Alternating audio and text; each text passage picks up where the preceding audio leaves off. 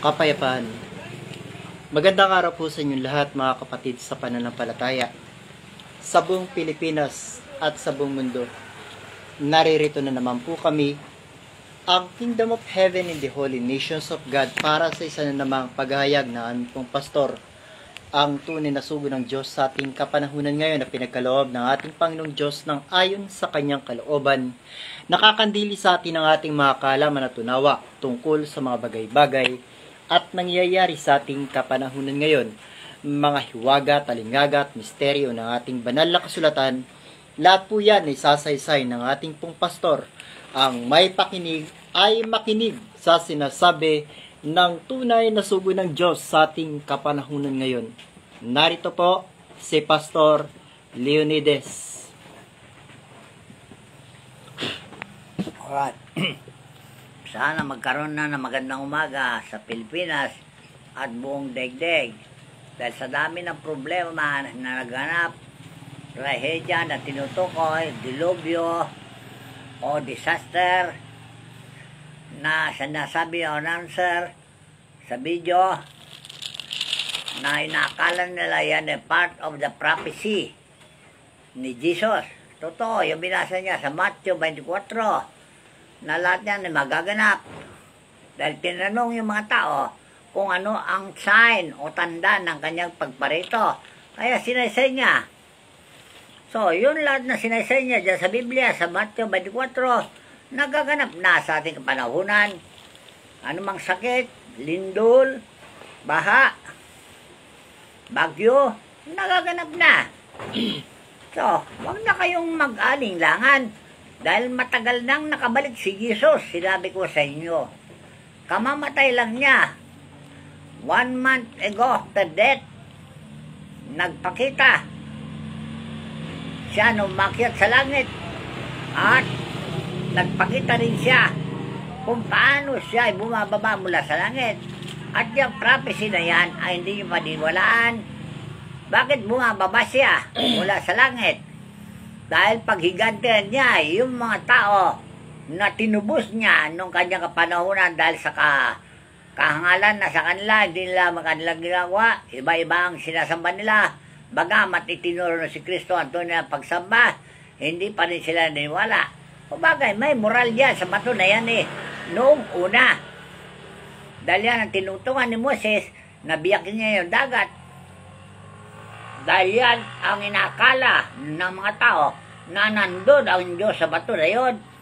Pero magkakamali sila dahil ang Diyos mabilis magbiyahe mula sa langit kung saan ang kanyang mga lingkod. Kaya sa bato na rin yan, dyan lumuhod si Kristo nung nagdarasal siya nag-ayuno ng 40 araw at 40 gabi na hindi kumain ng binom. At yung panalangin niya ay sinagot ng Diyos sa batong yan. Kaya lang, noon lang panahon na yun. Dahil si Jesus ay talagang sinasagot ng Diyos. Kaya yan ang tinatawag na moral na natutuhan ng mga tao na sumasamba kay Muhammad. Na akala nila ay sasagutin sila ng Diyos sa ating kapanahunan. Pero wala naman sakdal na tao sa kanila. Kaya hindi sumasagot ng Diyos sa batong yan. O hindi niya pinakikilala ang kapangyarihan niya sa batong yan. Dahil yan ay hula ni Daniel na ang Diyos ay magbibigay ng pagbabago ng panahon. Kaya humanga si Daniel. Kung ginawa niya noong una, hindi na niya gagawin ulit dahil magbago nga ang panahon. So itong hula ni Daniel ito, kung paniwalaan nyo, doon sa Nabucodonosor, sa Daniel chapter 2, nandun sa mga 10 bersikulo sa huli, nung humanga si Daniel na ipinakita ang Diyos sa kanya, dahil yun ang panaginip na hindi alam ni Nabucodonosor na babaguhin ng Diyos ang takbo ng panahon. So, nung una, ginawa ng Diyos yan dahil sa kanyang mga lingkod ay nandun sa bato na yan. Kaya nga, nakagawa sila ng himala doon sa ibabaw ng bato na yan. Ngayon, bakit walang himala na dyan sa bato na yan? Ay wala namang alagad ng Diyos sa sakdal dyan para sagutin ng Diyos ang kanilang panalangin. Dahil ang sabi ng Diyos, kung pailalim ka sa makapangyarihang pakpak ng Diyos, dahil ang pakpak ng Diyos, simbolo ng kalapati, di ba? Nasaan ngayon yung kalapati na simbolo? Anong kalapati na simbolo? Espiritu Santo, lumitaw na simbolo ay kalapati. Kung saan naroon yung kalapati, doon ay may kalayaan o kaligtasan. Kaya ngayon, sa panahon natin, nasaan naroon yung kalapati na sinasabi ninyo? Okay. Hanapin niyo kung saan naroon yung kalapati. Dahil ang kalapati na yan na tinutukoy ninyo, o Espiritu o Diyos na tinutukoy ninyo, na simbolo ay kalapati, kung saan siya naroon, lubog kayo. Yan na yun. Dahil noong panahon ni Jesucristo, lumitaw yung simbolo na kalapati at narinig ang tinig, di ba? Ano ang tinig na yon? Ito ang anak kong kinalulundan. Siya ninyong pakinggan. Di ba ganon? Noong panahon ni Jesus yun. Ngayon, sa panahon natin, nasaan naroon yung kalapati? Ay, wala na si Jesus. Yung kalapati ba hindi lilipat? May pakpak yan eh. Lilipat yung kalapati na yan kung sino yung mga sakdal na mga anak niya o banal na mga anak niya. Doon siya. O, gets niyo? So, itong prophecy na tinutukoy ninyo, hindi nagbibigay ng direksyon na mali. Tama ang direksyon niya, pero hindi kayo marunong makasumunod sa kanyang direksyon. Alright. So, itong direksyon na tinukoy niya, sana masundan ninyo O, Isaiah 57:15. Ako'y tumatahan sa mataas na banal na dako at banal na dako. Alright. Saan ngayon yung mataas at banal na dako? So, hanapin nyo yung mataas at banal na dako. Talinghaga lang yan. Kung matrace ninyo ang mataas at banal na dako, kung hindi nyo alam, magtanong kayo kung sino nakakalam yung mataas at banal na dako, maaaring ituro niya sa inyo kung siya ay tapat. Alright. Kung siya ay nakakahula ng wasto, ituro niya kung saan yung banal at mataas at banal na dako. Basahin na nga po natin, Isaias Kapitulo 57, talatang 15. Sapagkat ganito ang sabi ng mataas at matayog na tumataan sa walang hanggan, na ang pangalan ay banal. Ako'y tumataan sa mataas at banal na dako, nakasama rin niya na may pagsisisi at pagpapakumbabang loob, upang bumuhay ng loob ng nagpapakumbaba at upang bumuhay ng puso ng nagsisisi. Okay, anong pangalan niya banal na tinutukoy? Maraming pangalan ng Diyos, tandaan nyo Depende sa langwahe ng tao. Doon siya babatay kung anong tawag nyo sa kanya. Dahil ang tawag sa Tagalog ay bathala. Ito po yung isang pangalan na binigay po ni Haring David.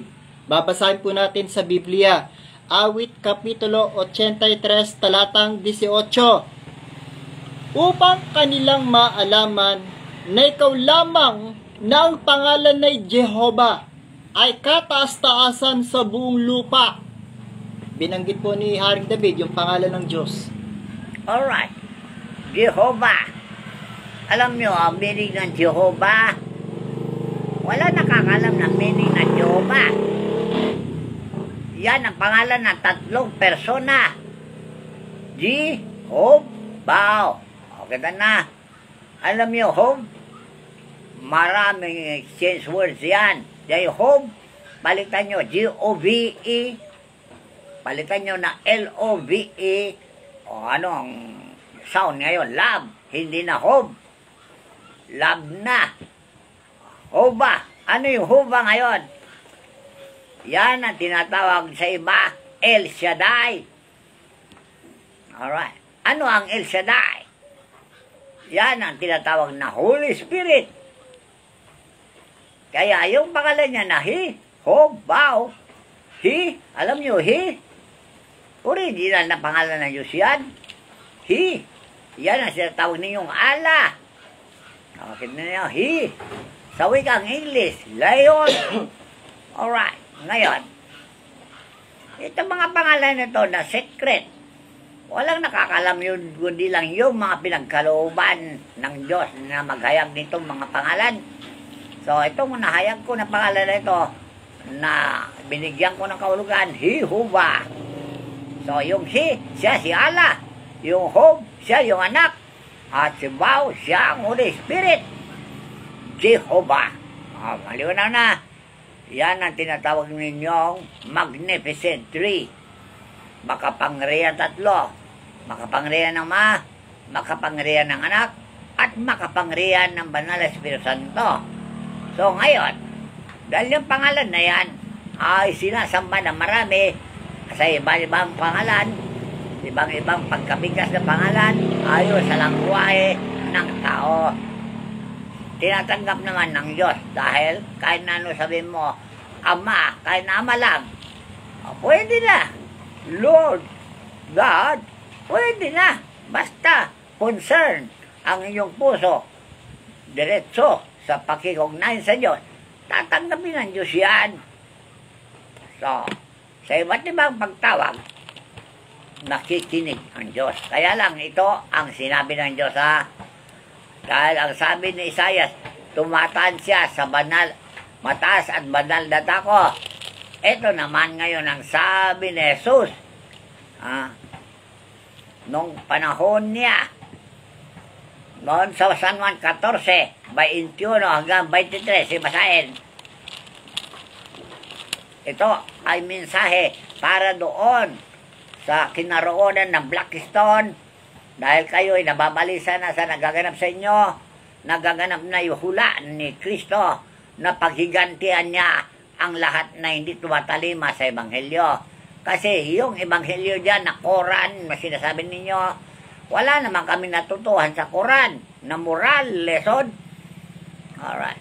Na ikabubuti ng tao. Dahil di naman nyo hinayag ang Quran, sinusulod ninyo. Paano tayo magkakaintindihan kung ano ang itinuro ni Muhammad sa Quran? Dahil kakaiba ng turo ni Muhammad, kakaiba yung turo ni Jesucristo.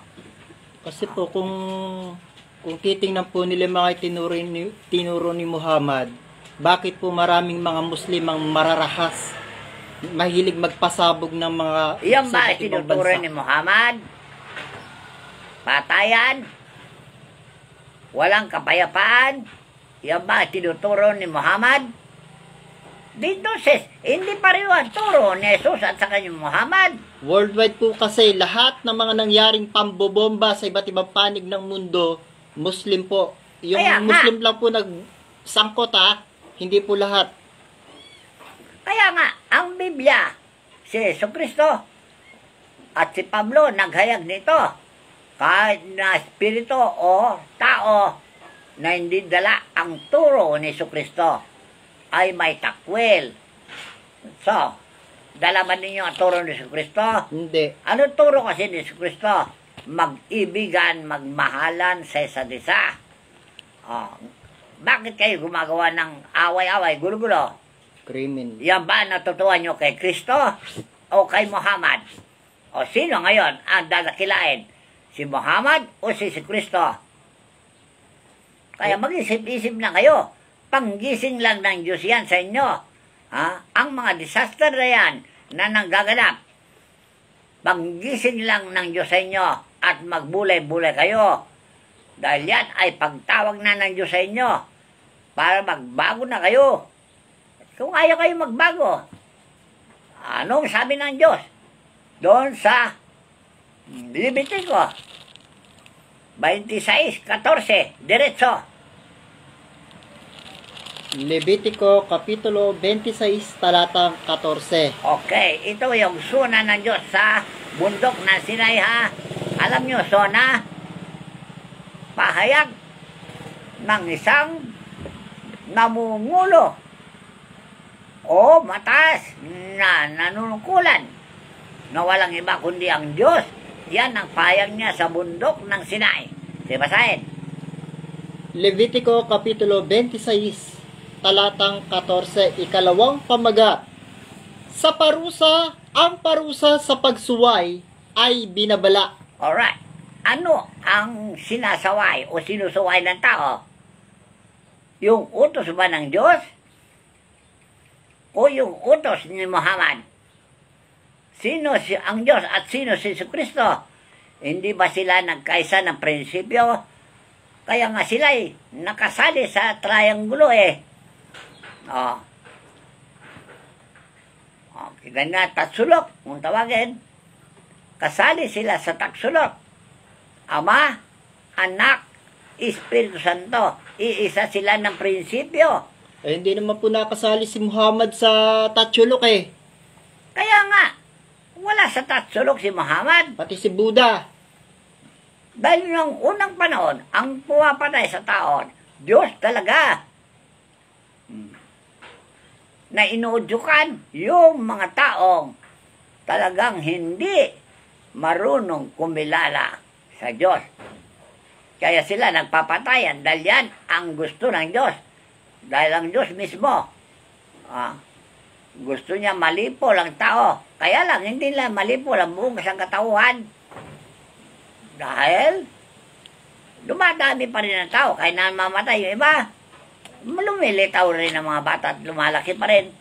At sila ang tagapagbana sa daigdig. Ano ngayon natutuwa ng mga kabataan? Ito po ang patotoo ng Diyos talaga ay nanlilipol ng mga taong masasama na ayaw sumunod sa kanyang mga utos. Talaga. Deuteronomio Kapitulo 28, talatang 63. Basahin po ba natin? Sige. At mangyayari na kung paanong ang Panginoon ay nagagalak sa inyo na gawin kayong mabuti at paramin kayo, ay gayon magagalak ang Panginoon sa inyo na ipalipol kayo at ibuwal kayo at kayo palalayasin sa lupa na inyong pinapasok pa rin. Yung mga baan na yan, Diyos ang may gawa ngayon. Dahil gusto ng Diyos na lipulin kayo lahat. Yung mga ayaw sa Kanya, yung ayaw sa Panginoon, yung mga ayaw sa Diyos. Dahil ayaw kayong pasakop sa Diyos. Dahil yan, ang turo ni Kristo, nandun sa Matthew, San Juan 14:23 hanggang sa 14:21 hanggang sa 23. Ito po kasi sinasabi ng mga pastor ng mga Muslim, bakit daw gano'n ang Panginoong Jesucristo? Hindi raw naparito ang Panginoong Jesucristo sa lupa para daw magdala ng kapayapaan, kundi para magdala ng tabak. Hindi na maintindihan. Sa kanila lang. Paano siya hindi magdala ng tabak? Matigas ang ulo ng tao. At ayaw pasakop nila sa Ayaw sila Panginoon. pasakop sa Jesucristo. Kaya, noong pa sinabi niya na hindi ako magbibigay ng kapayapaan, kundi tabak.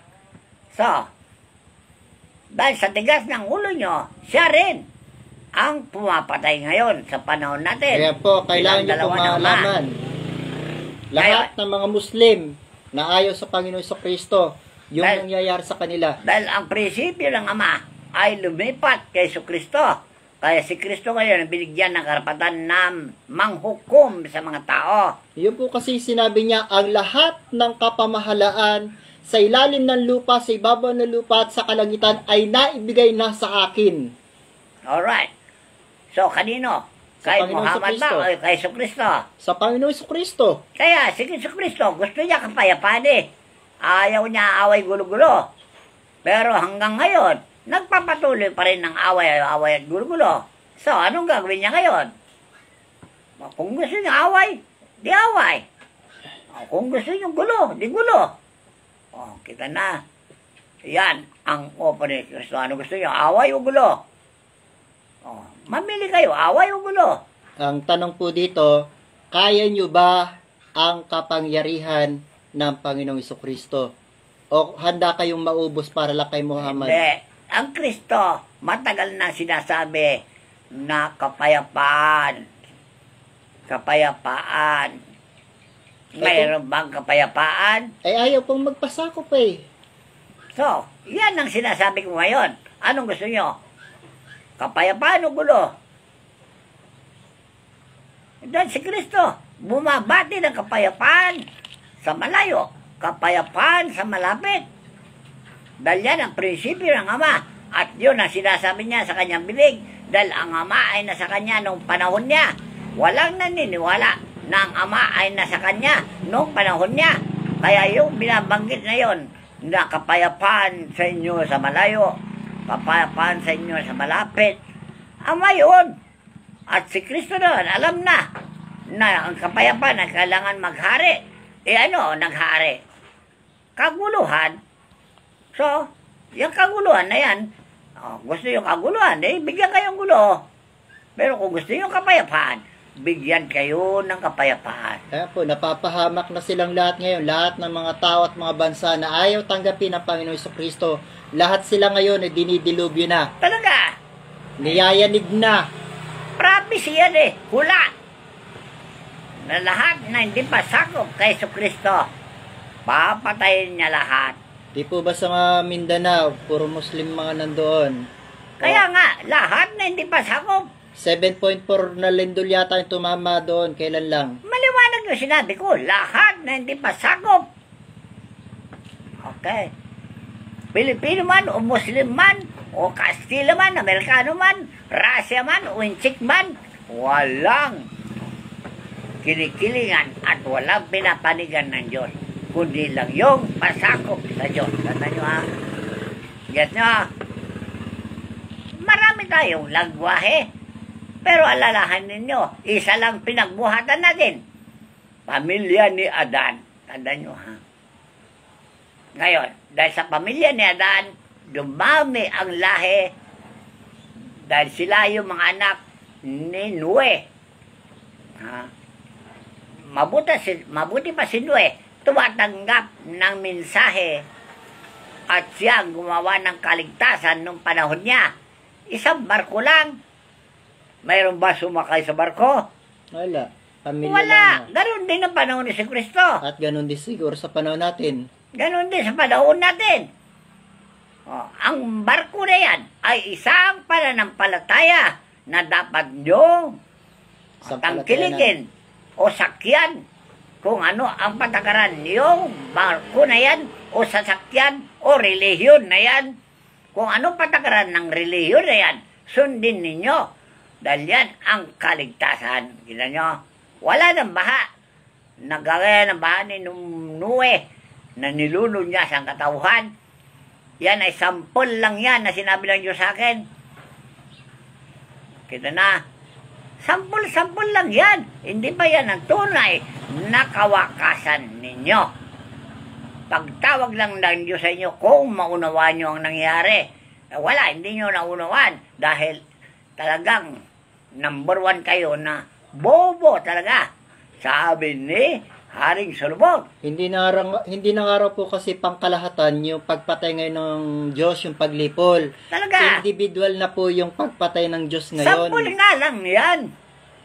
Kung lahat din niya, di sabi nyo, big one na talaga. Okay, anong gusto nyo? Big one talaga. Wala na sampol-sampol. Yung sampol na yun babala lang yan, warning shot lang yan para gumising kayo sa katotohanan na walang ibang sampalatayan kundi kanyang binigyan ng authority na mamahala sa buong sangkatauhan. Walang iba kundi si Jesus. Hindi kayo naniwala kasi sa Biblia. Naniwala kayo sa Quran. Sige, mayroon ba ang sinalita sa Quran na magpayapa kayo? Wala naman kayo pinarinig sa Quran Kung meron pong ganung mga turo sa Quran, bakit maraming mga Muslim yung nambobomba? Ituro nyo yung Quran para bulay-bulay natin kung alin doon ang tumpak na dapat natin sundin. At handang pumatay ng kapwa-tao nila. Ba't ninyo hinayag yung Quran ninyo? Sinusulon ninyo, kaya nasa loob ninyo ang galit, hindi malis-alis. Dahil ang galit, makukuha sa pamagitan, mahahawi sa pamagitan ng payo o pangaral. Kamukha ni Kristo, siya ay tagapayo. Dahil siya ay hari ng kapayapaan. Ayaw nila sa hari ng kapayapaan Ayaw ninyo payo. Ayaw ninyo ang payo ng hari. Ayaw. So, matigas talaga ulo nyo. Naniwala sa bato, nakapagpayo ay bato na yan. Sige nga, sabihin nyo nga sa akin kung ano ipinayo yung bato na yan sa inyo. batong itim na yan. Meron ba sinabi yung batong itim na yan? Wala man kayo binabalita eh. Puro kayo samba sa bato. Wala naman balita ng bato. Ito po ang sinabi sa aklat po ng Kawikaan, Kapitulo 1, talatang 24.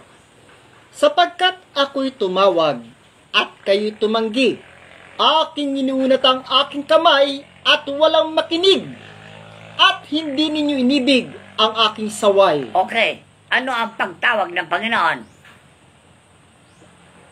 O, guess nyo? Yung mga dilubyo, sa akin na yan. Pagtawag ng Diyos sa inyo para magising na kayo. Ha? Ano yung magising? Magising na sa katotohanan. Dahil ang Quran, hindi katotohanan yan. Ang Biblia, siya ang katotohanan. Yan po yung sinasabi nating tila baga daan. Akala nila daang matuwid, pero ang dulo pala'y kapahamakan at kamatayan. Yun ang sinabi ni Haring Solomon. Kala nyo matuwid ang turo ng Quran, Muhammad. Nang dulo pala, O yan, ang dulo. Kamatayan ninyo lahat. ayan, yung nangyayari. Kaya po napapahamak sila ngayon lahat ng mga Muslim na ayaw sa Panginoong Kristo at mga bansa. Kaya nga kami makikialam sa inyo dahil naghanap kayo ng opinion, di ba? At naghahanap po sila ng pag-asa. So, itong pag-asa na alam ko, yan ang ituturo ko sa inyo. Magpayapa na kayo dahil yan ang sinasabi ni Jesucristo tuwing bababa mula sa langit. Kapayapaan sa inyong bansang Pilipinas at kapayapaan sa buong daigdig. Hindi niya sinabing mamatay na kayo sa Pilipinas, mamatay na kayo buong daigdig. Hindi niya sinasabi yun. Ay kung nanaisin po talaga ng Panginoong Kristo na lipulin na sila, matagal na. Talaga. Ay kaso nga lang po, binibigyan pa sila ng mahabang pagkakataon para magbago. Ang tawag lang niya sa inyo. Dahil yan ang tanong ng mga apostol. Anong tanda ang iyong pagparito? Para malaman namin, sabi ng mga apostol, sinabi ni Jesus, may mga dilubyo, may mga gera, may mga sakit na hindi mapapagaling. Yan ang tanda na aking pagparito. Alright. Ngayon, nandyan na. Yung sakit, nakaran na, naganap na. Yung mga dilubyo, okay, nagaganap na. O yung mga lindol, nagaganap na. Basahin po ba natin lahat? Oh, Mateo 24. ilang beses natin binasa yan. Ayaw nilang basahin mulit. Hindi nila pagbubulay-bulay na araw at gabi upang masunod nila lahat ng nakasulat sa aklat na ito para Sabagay po, magkaroon sila ng kapayapaan. sabagay po, sa totoo lang, hindi po sila naniniwala sa bagong tipan. Talaga! Ang pinaniniwalaan nila yung Quran lang. Paano po nilang maaalaman yung mga katotohanan kung ayaw nilang So, basahin? wala kayong paniwala tayo mga propeta.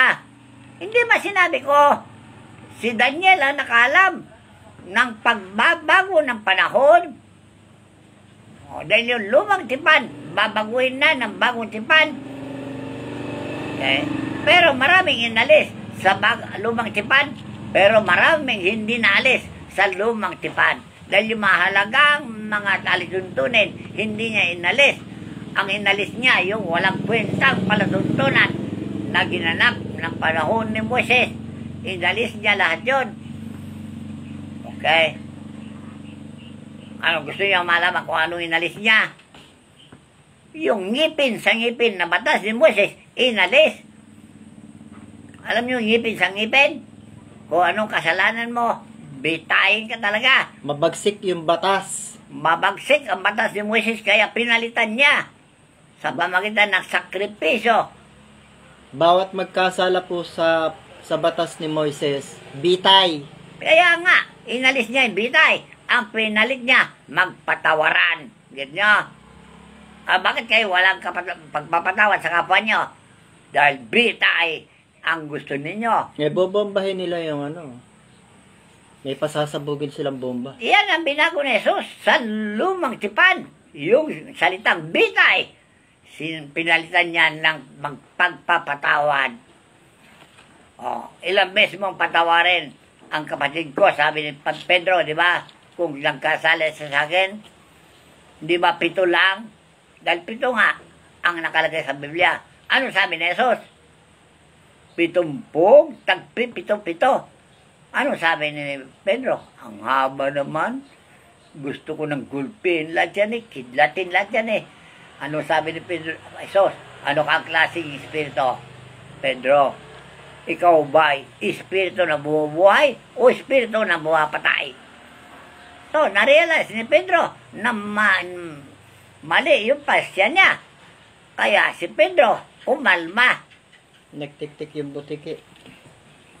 At nagpatawad siya, hinabaan niya, pasensya niya. Dahil si Pedro, talagang kaprinsipyo ni Moises, ngipin sa ngipin.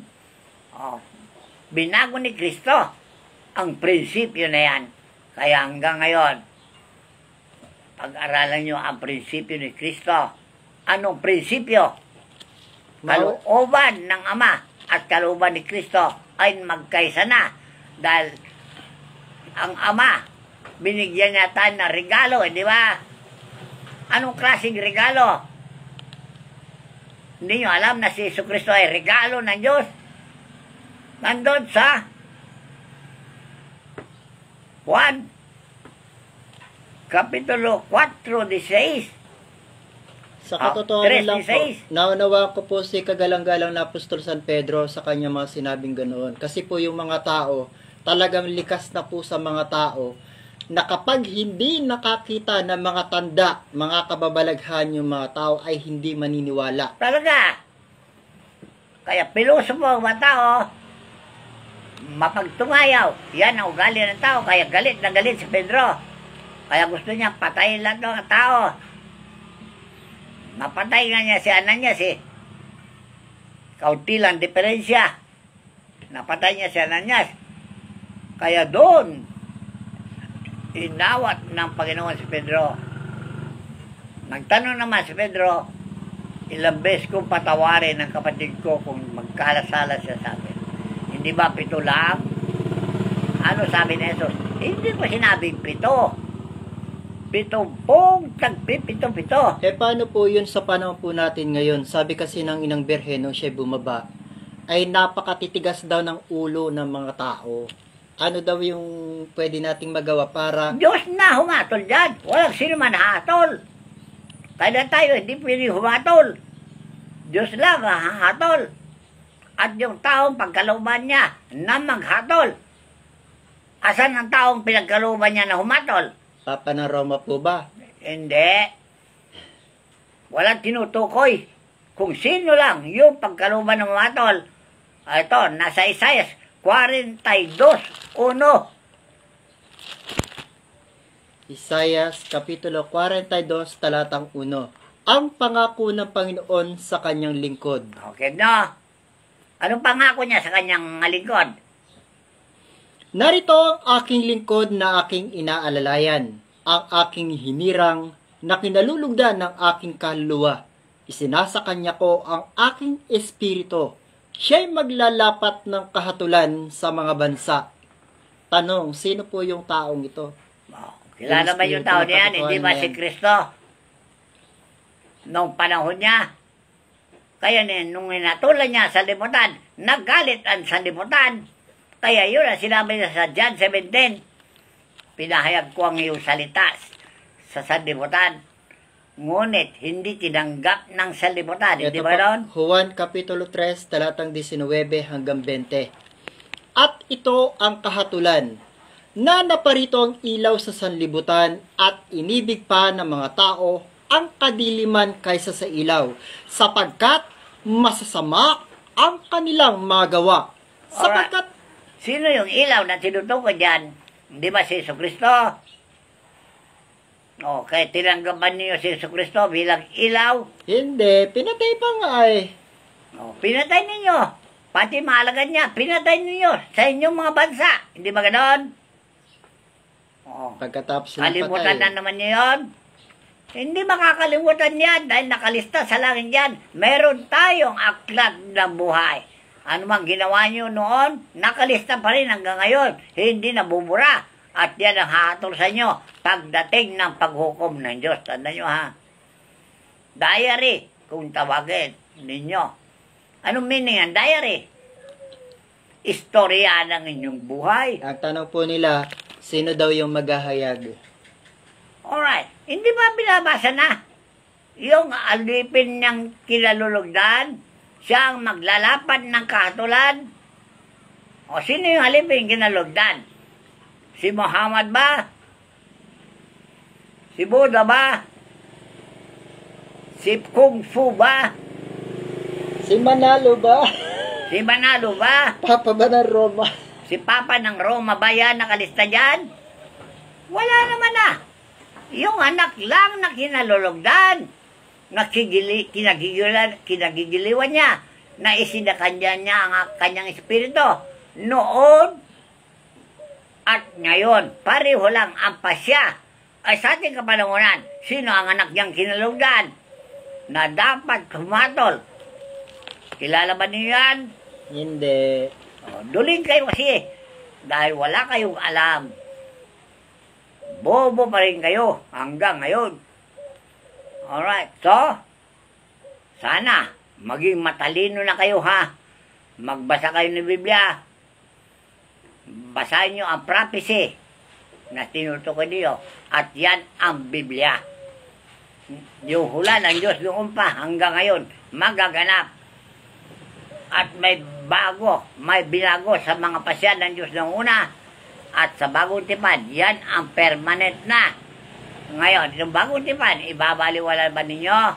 Dahil itatagda na naman ng Diyos ang pagtipan. Panibagong tipan na naman, individual na tipan. Oh, yan ang darating, individual na tipan. Oh, kita na. Ano yung individual na tipan? Kung magkasakit ka at magpagamot ka sa Diyos, bibigyan ka siya ng tipan o kasunduan. Ano ba anak? Susunod ka na ba sa akin o hindi? Pag sinabi mo hindi, mamamatay ka na. Pero kung sabi mo opo, bubuhayin ka niya para gawin mo yung tipan na pinangako mo na sundin mo ang kanyang kalooban. Get nyo? Kaya ang sakit ay pagtawag lang ng Diyos. Ayan, yung disaster na yan, pagtawag lang ng Diyos yan, dahil yan ay sakit ng lipunan yan. Okay, pagtawag ng Diyos lang sa inyo, para magbago na kayo, o para sumunod kayo sa tipan na panibago, ang panibagong tipan. Ano, gusto nyo? Mabuhay na matagal o maiksi ang buhay? Yan ang tipan ng Diyos. Okay. Kung gusto niya mamatay, sige, labagin nyo ang tipan. Ano yung tipan? Yung makikasundo sa Diyos. Yan ang tipan. Kahit na kayo ay makapalpas sa mukha nyo ang kasalanan nyo, patatawarin kayo. O sino yung makapalpas sa mukha ang kasalanan? Marami dyan. Isa na si Manalo. Isa na si Kibuloy. Ayun, iba pang ministro. Mas lalong matindi yung Papa ng Roma. Pinakamakapalang Roma. O yung Agila. Ayun o, balitang balita. Ano nangyari sa Agila? Bagsak na. Pero kung magsisi kayo, patatawarin kayo ng Diyos. Dahil sabi ng Diyos mismo, halina kayo dito, makipagkatuwiran na kayo sa akin. Kahit na mas makapal pa sa mukha nyo ang kasalanan nyo, patatawarin ko kayo. Dahil ang antipan. Kapag pinatawad kayo ng Diyos, huwag na kayo magkakasalang muli. Yan ang sabi ni Kristo. Paano po silang lalapit ay mawawalan sila ng kita? Kaya nga, yan ba ang kayamanan na ililigtas kayo?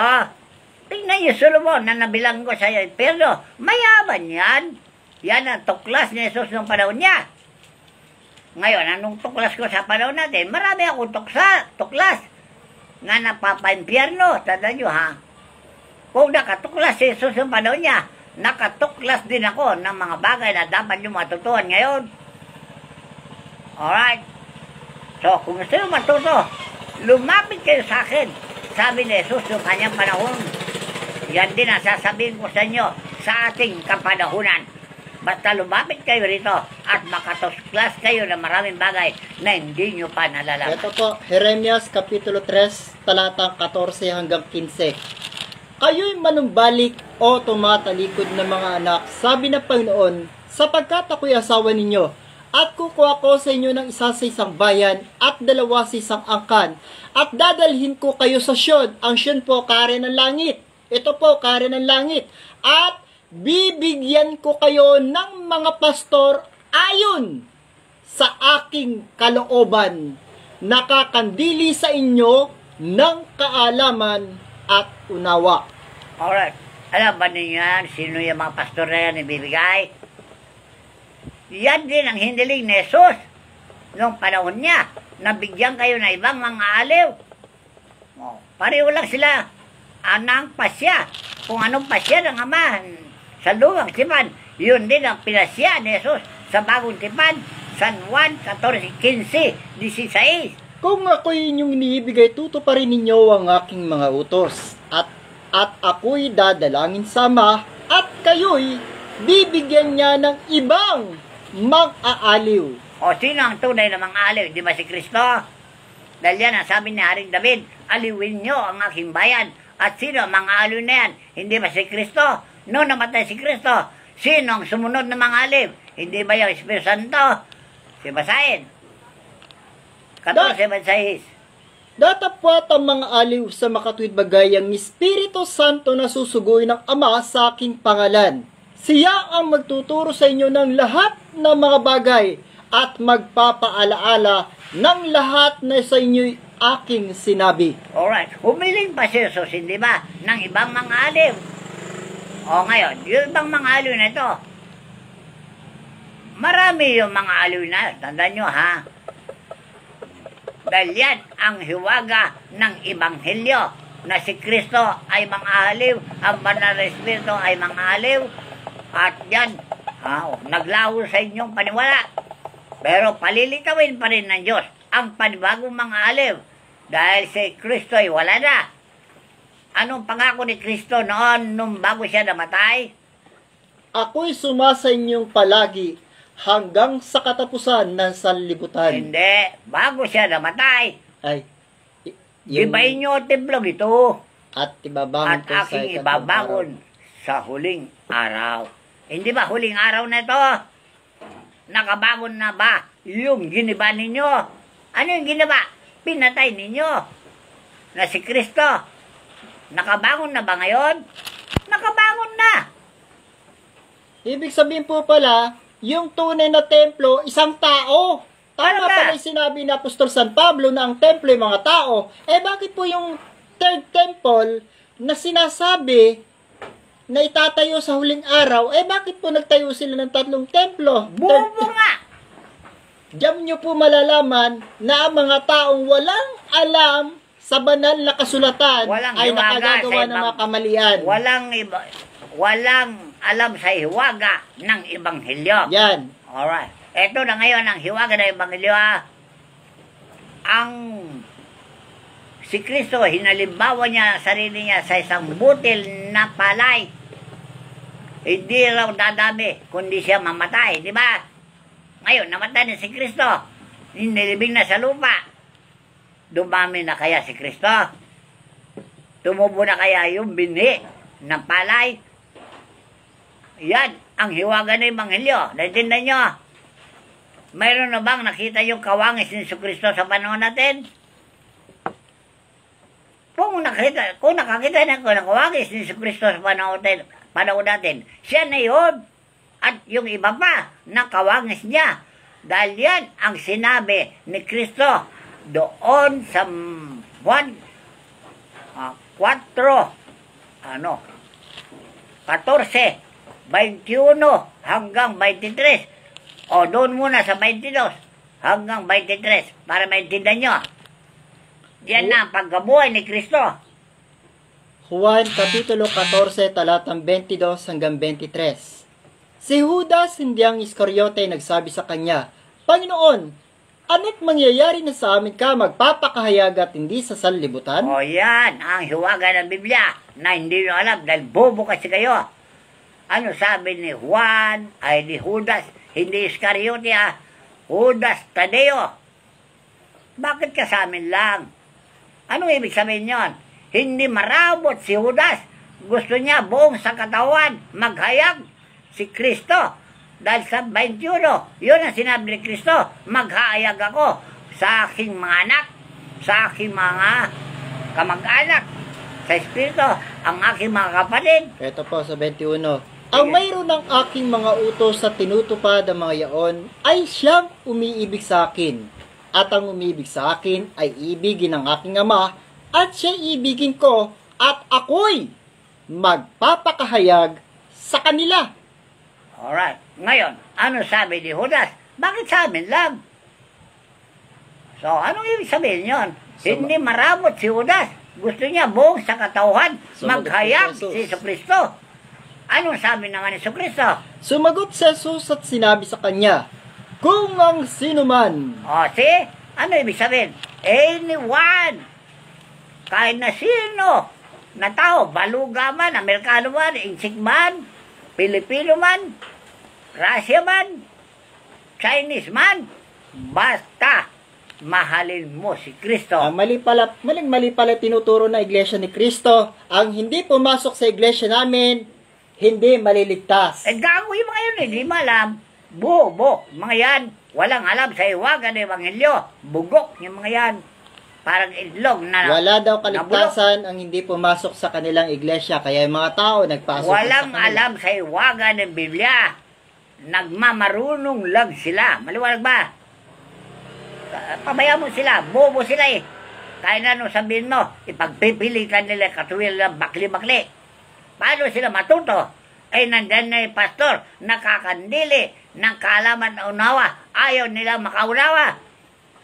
Ay, mas pinakinggan po nila si Michael Sandoval. Ay, sikat Ano na ko? sikat daw kasi at gwapo.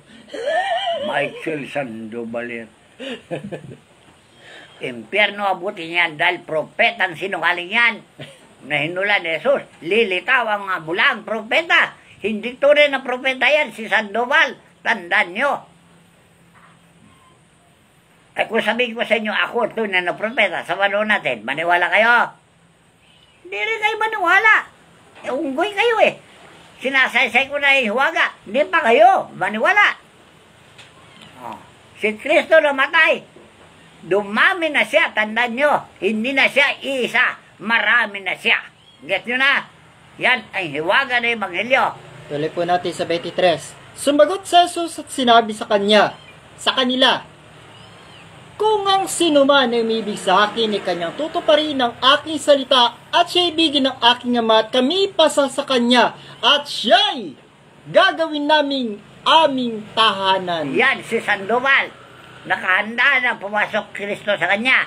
Kaya lang, hindi niya binuksan ang puso niya dahil pinaniwala niya sarili niya.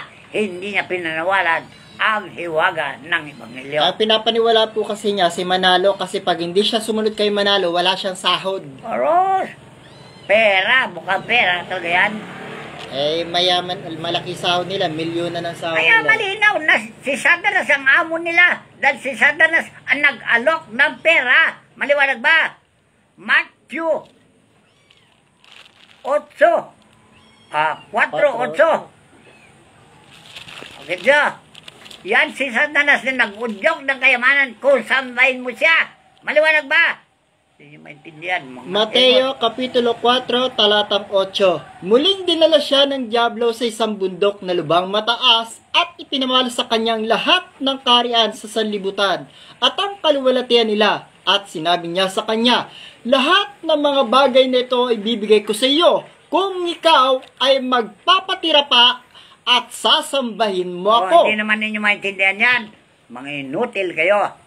Lahat ng kayamanan ng buong daigdig, ibibigyan nila sa pastor na bulaan. Gaya ni, sino pangalan niya? Michael Sandoval. Michael Sandoval yan. Kagaya ni Kibuloy. Kibuloy.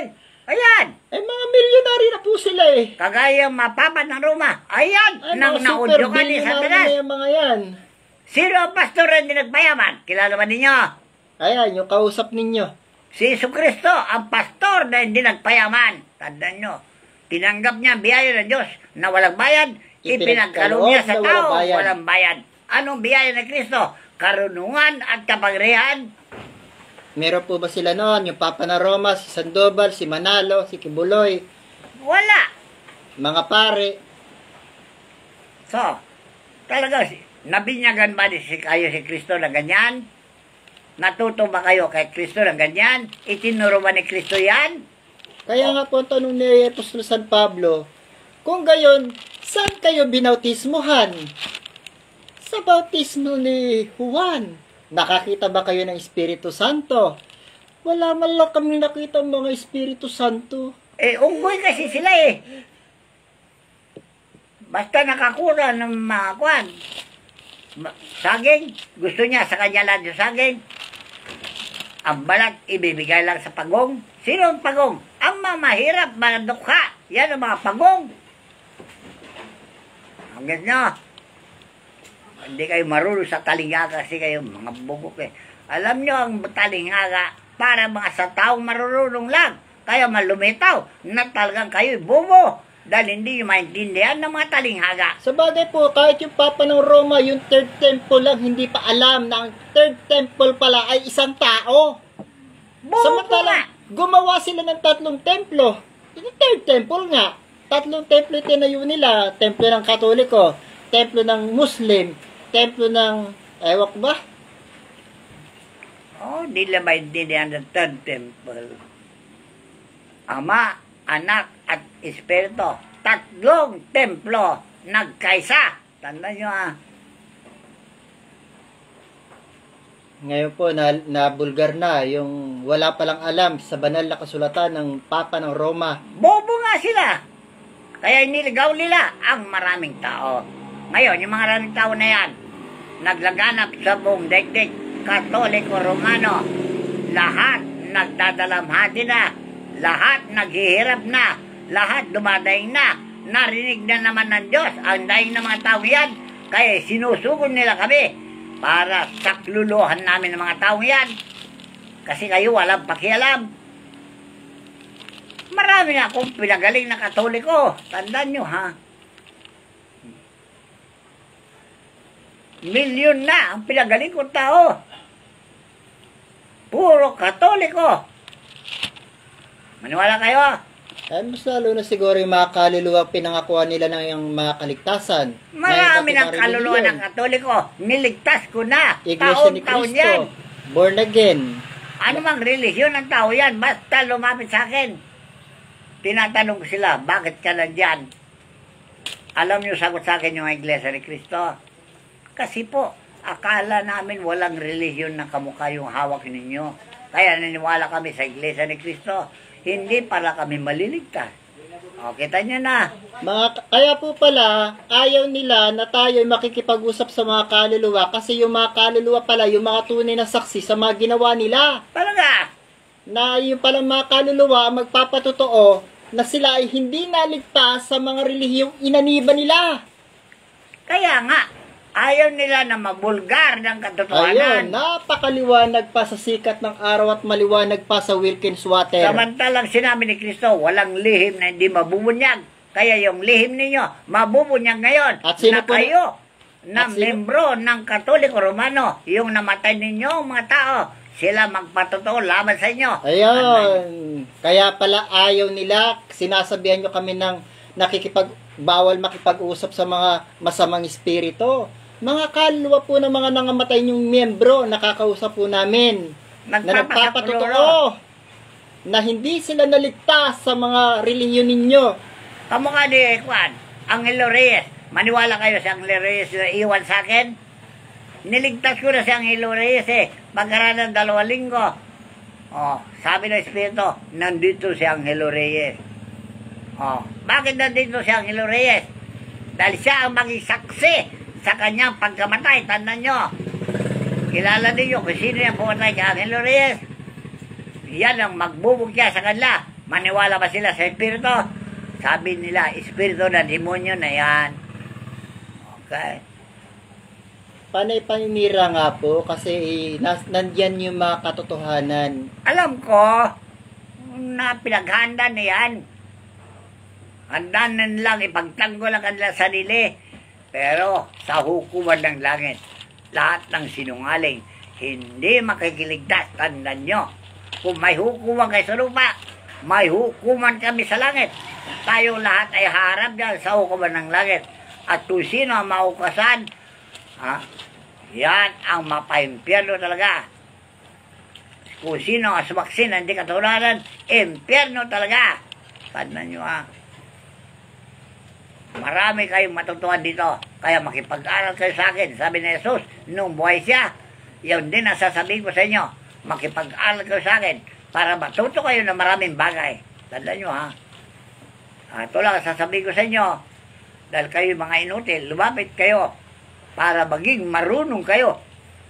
Bibigyan ko kayo ng sapat na karunungan para makaunawa kayo noon. Tama at mali. Alright. Yan ang pangako ko sa inyo. Hindi ko babawin yan. Kaya ganito lang. Ito po sa lahat po ng mga kamusliman, ito po yung huling mensahe galing po kay Propeta Moises. Dahil alam ko po na si Moises lang pinaniniwalaan ninyo. Ito po yung patotoo ni Propeta Moises sa ating pong Panginoong Jesucristo. Deuteronomio Kapitulo 18, talatang 18. Aking palilitawin sa kanila ang isang propeta sa gitna ng kanilang mga kapatid, na gaya mo, at aking ilalagay ang aking mga salita sa bibig niya. Ibig sabihin, kagaya ni Propeta Moises, ama pala nagsasabi rito, Panginoon. At kanyang sasalitain sa kanila ang lahat ng aking inutos sa kanya. At mangyayari na sino mang hindi makinig sa aking mga salita na kanyang sasalitain sa aking pangalan, ay aking sisiyasatin niyaon sa kanya. Okay sila. Sa bagong tipan, anong sagot na Jesus? San Juan 14, 10 at saka 11. Dito naman po, ito, pinatutuhanan naman ito ng Panginoon. Hindi ka baga nananampalataya na ako'y nasa Ama, at ang Ama ay nasa akin. Ang mga salitang aking sinasabi sa inyo'y hindi ko sinasalita sa aking sarili, kundi ang Ama na tumataan sa akin ay gumagawa ng kanyang magawa. Hindi ba yun ang sabi ng Diyos kay Moises sa Deuteronomio? Yan, sinabi ni Jesus sa bagong tipan na siya yung propeta na magbibigay ng patotoo sa lahat ng mga bagay na itinuturo ng Diyos. Nandyan sa San Juan Kapitulo 12, 50. Ako hindi nagsasalita mula sa aking sarili, kundi ang Amang nagsugo sa akin. Siya nagbigay ng utos kung ano dapat ko sabihin at kung ano dapat ko salitain. Yan ang sinabi ni Jesus. Ilang ulit niya sinabi. Wala kayong paniniwalaan dahil kayo mga bobo talaga.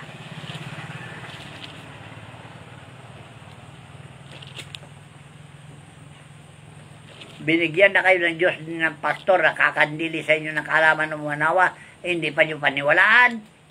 Naganap po yung sinabi dito sa 1:14 talatang 17. Tuloy po natin to, yung sinasabing tungkol sa inyo, Espiritu ng Katotohanan.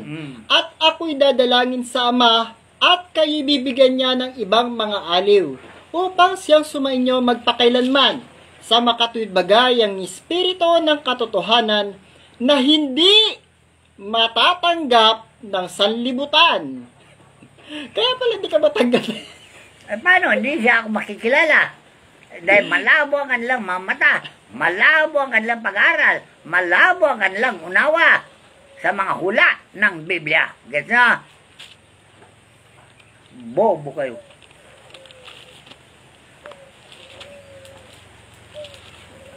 Nandito na lang.